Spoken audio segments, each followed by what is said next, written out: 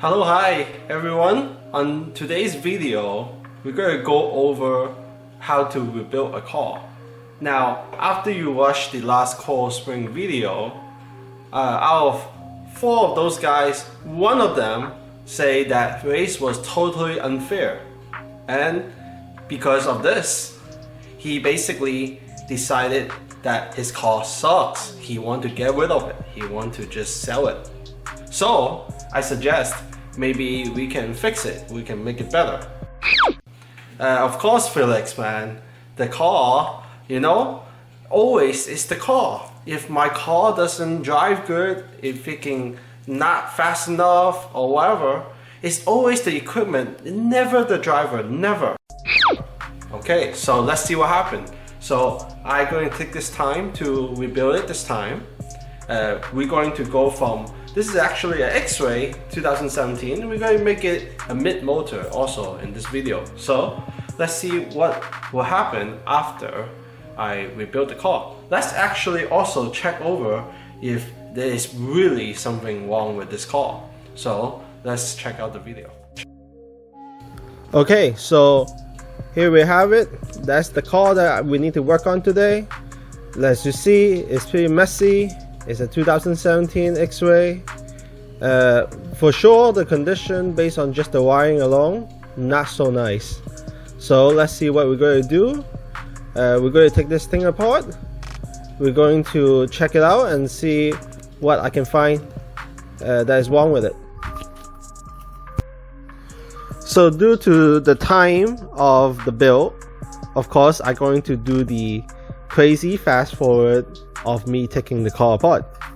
Now, I'm not going to be covering every single part of the build, but I will be finding some main detail to talk about. So, with me just taking everything apart right now, the car seems to be pretty good. And all the parts seems to be relatively straight. Just some wear and tear I noticed. So let's see what we find out after taking everything apart. Okay, so after taking his car all apart, all over the place, we're going to get into what I see wrong with the car already. Actually, not so bad, but it can be better.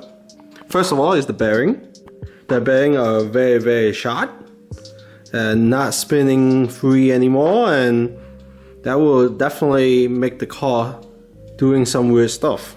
Okay, the second thing is the pulley. If you really focus and see the pulley, there is some little stuff in there. Okay, using the knife to clean out the pulley, there you go. So exactly what I just did. If you can see, the outdrive, for sure, the blade have been broken before and the pin actually hit the outdrive. So this is actually no good anymore. So this will cause a lot of play on the drive shaft. And as the play get bigger and bigger and more, it will wear out the drive shaft much quicker. A few moments later. Okay, one of the detail that we need to go over is the drive shafts. Do you see the blades right here? You see how tight it is? You don't want it to be that tight because that will cause your suspension to bind up.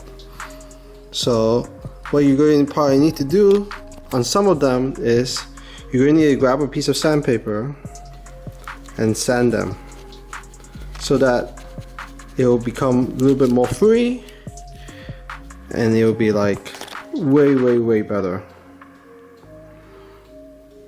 This is free, you can feel it, smooth, nice and smooth, so it will not cause any bind on the suspension. And of course, the best is no play, can move freely, no problem. Yep. Okay, and then the next thing we want to talk about is the steering system. I now took it apart. In the car, it's already a weird angle looking. And we can see that he dremelled a piece off the arm. I think it's that he trying to get more angle so that he get more steering. But in fact that he actually had this built backward. So the abdomen and also the bump steer, everything is quite strange looking. But we're gonna fix that. Okay, so for this upper deck is of the LMX conversion, the Medius conversion. And right off the bat, one of the problem of this upper deck is the space for the pinion. If you can see, it is too big. This pinion is too wide. So basically what you need to do is you need to Dremel the upper deck so that the bigger pinion can fit onto this car. Otherwise, you're going to need to buy a much skinnier pinion. Okay, so after the Dremel is much bigger, and for sure you can clear the pinion now. Okay, so here's the bulkhead alignment. Now, there's a special tool for the block to do this, but because I don't have that part right now, so what we're going to do is we're going to do the traditional way, which is using a caliper. You want to have the two screwdriver align the two sides of the bulkhead and measure this and make sure it is at 19. And of course you can move the two sides around to make sure that it reach 19 on the front and the back. Then you slowly tighten the screw from underneath. Okay, so now it is all tightened. Then you use the caliper, you measure it again, make sure it's a 19, it fits through, no problem. All good to go. I did it without the tool. But of course, using the tool, using the block will be much more accurate. So I suggest that you should buy the block, but because I don't have it, so I just use the caliper. It will do the same job. A few moments later. Okay, so when you get to this point, of course, just make sure your arm is free and no play. Nice. Okay, so the next thing is to check the diff. Now, for the mid-motor setup, I will normally like the diff to be at about, what is it? Backward? Hopefully you guys see it. Okay. So you would like the diff to be at around 2000. This is 1600, so it's a little bit too light. So we're going to need to change the oil. So now we have the scale, we have the gear diff.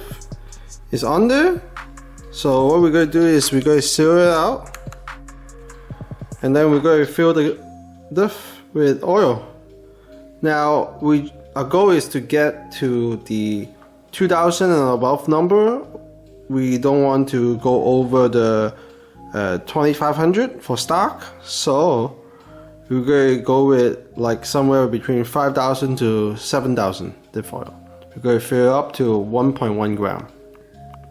Okay, 1.1 gram.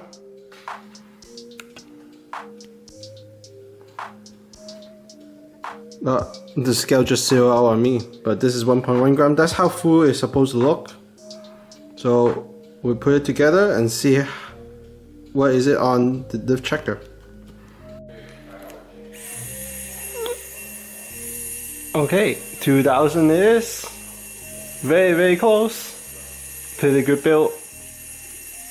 Okay, so now we get to the C-hub pod. This pod is actually surprisingly to see at the track that many people build this backward, like this. You see how it moves forward like this? A lot of people actually build them backward. At the track, I see a couple of guys did it, so I just kind of want to let you guys know. You see this? There's a little letter here. I don't know if I can zoom in. There's a left and there's a right.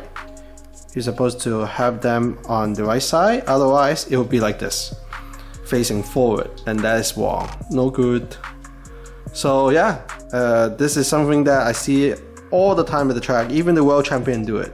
So yeah, make sure you build them the correct way. Okay, so due to the time of the video, I go ahead and put the car together. And basically, I cover all the small detail when I'm building the car. The rest of the car looked great. So I just went ahead and finished up the rest of them. And now we get to the electronics. So let's see what it look like after I put the electronics on. Okay, so just put all the electronics on the car.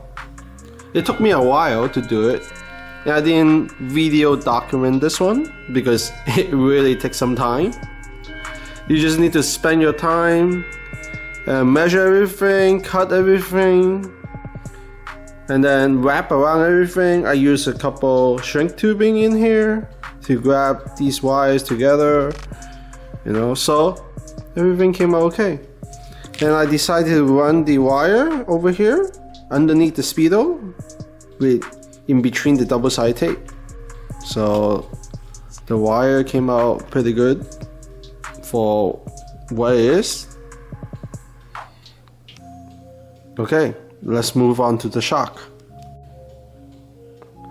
Okay, so we're going to need to talk about the shock. So on this guy's car, the shock is pretty messed up. What do I mean by messed up? It's not the build and the oil inside.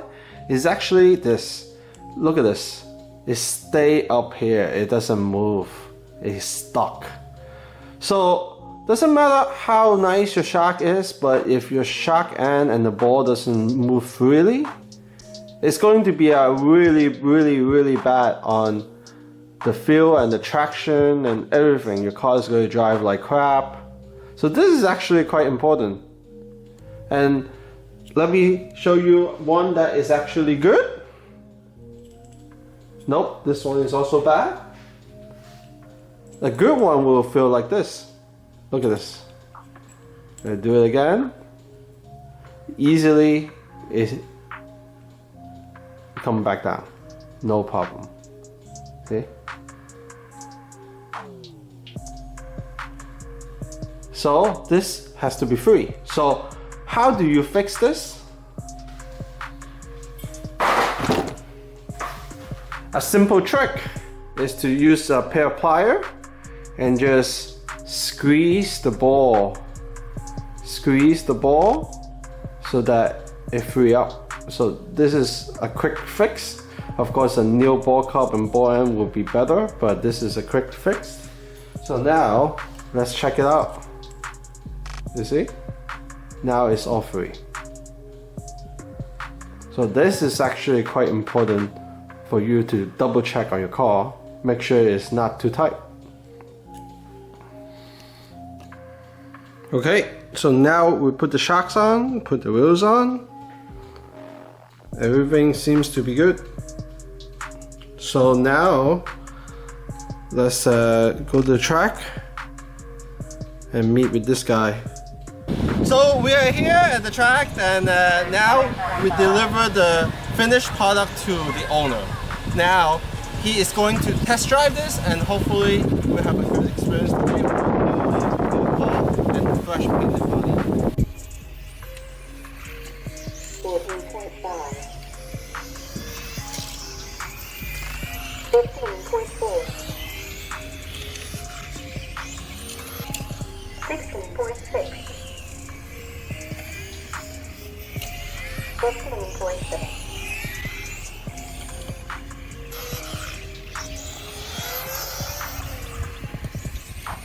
14.4